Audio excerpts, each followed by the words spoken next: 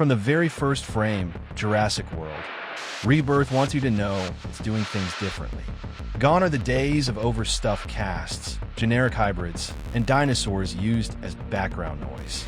Instead, director Gareth Edwards brings back a sense of awe, fear, and intimacy that once defined the original Jurassic Park. This isn't just another franchise installment. It's a reset, a rebirth, and for the most part, it earns the title. Set 5 years after the global chaos of Dominion, the world has changed. Dinosaurs are no longer roaming cities or headlines. Most have died off due to climate shifts, human retaliation, and territorial collapse. What remains are scattered pockets of life in deep, inaccessible equatorial regions.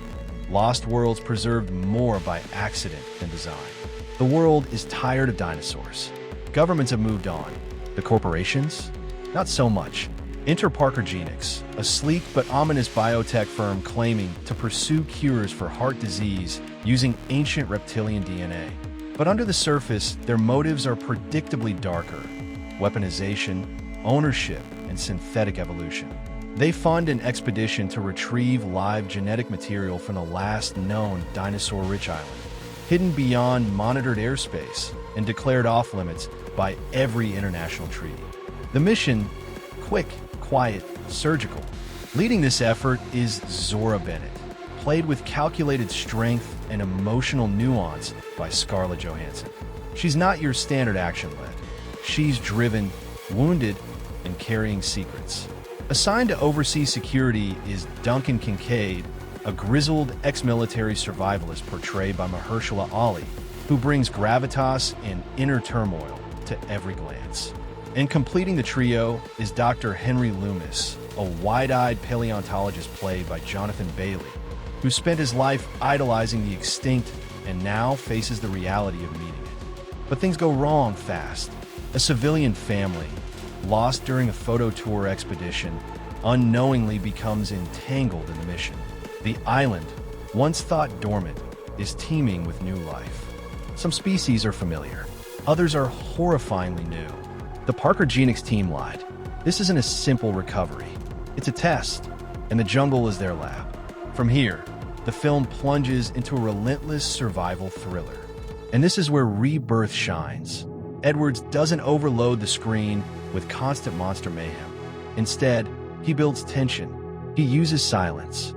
He lets the camera linger on footprints, tremors, and the eerie sound of leaves rustling before the chase begins. The suspense isn't just about what you see, it's about what you're waiting to see. The visual design is stunning. Shot on location in Thailand, New Zealand, and Malta, the film captures dense, humid jungles and jagged cliffs that feel ancient and untouched. There's an overwhelming sense of being somewhere humans were never meant to be.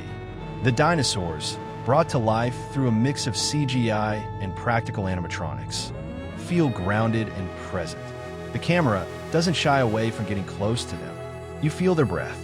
You hear their skin scrape against trees. You flinch when they blink. Among the new creatures is the Distortus Rex, a bioengineered alpha predator designed by Parker Genix. Unlike the Indominus or Indoraptor, the Distortus doesn't just kill, it mimics. Its skin adapts like a cuttlefish. Its eyes track thermal changes, and its roar disrupts electronic signals. It's terrifying, yes, but it also feels like a commentary on how far humanity is willing to push nature and what happens when nature adapts faster than we can. The pacing is deliberate in the best way. The first act builds characters and context. The second act locks us in. And the third act? Pure escalation. Not in scale, but in emotion. You care about the people. You want them to survive. And when they don't, the film makes you sit with it. The chemistry between Johansson, Ali, and Bailey is believable. Zora and Duncan clash, but ultimately develop a respect rooted in survival. Loomis, idealistic and naive, becomes the heart of the group. There's no forced romance, no Marvel-style quips, no unnecessary subplots. It's focused, clean, tight. That's not to say the film is without flaws. Some might find the story too minimalist. Others may miss the large-scale chaos of previous films. The civilian family subplot, though important thematically, occasionally feels like a pacing bump, a reminder of studio-mandated emotional stakes. And while the film tries to explore ethical debates about cloning and genetic manipulation, it sometimes pulls back just when things get interesting. But where Rebirth truly succeeds is in tone. This is a film that respects its roots. You feel Spielberg's influence everywhere, not in imitation, but in spirit.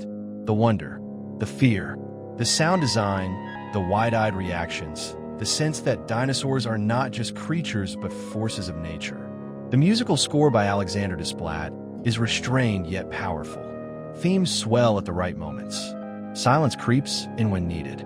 And yes, familiar motifs from John Williams are woven in, not as nostalgia bait, but as emotional anchors. One of the most affecting sequences in the film is a night scene. Fog rolls in, the group is lost in a dried riverbed, and they encounter a herd of bioluminescent herbivores silently crossing. There's no dialogue for over a minute, just music and awe. It's pure cinema. It's why we go to the movies. As the story races towards climax, the film doesn't promise closure. It ends on a note of reflection, not finality. The world hasn't been saved. The corporate machine is still spinning, but the characters have changed. Their understanding of nature, of life, of each other has evolved. And that, more than the dinosaurs, feels like the real heart of Rebirth. Critics may be split. Some will say the film plays it too safe. Others will call it a return to form. But audiences? They're likely to walk away satisfied. It's not about reinventing the wheel. It's about fixing the engine. And this film does exactly that. So should you watch it?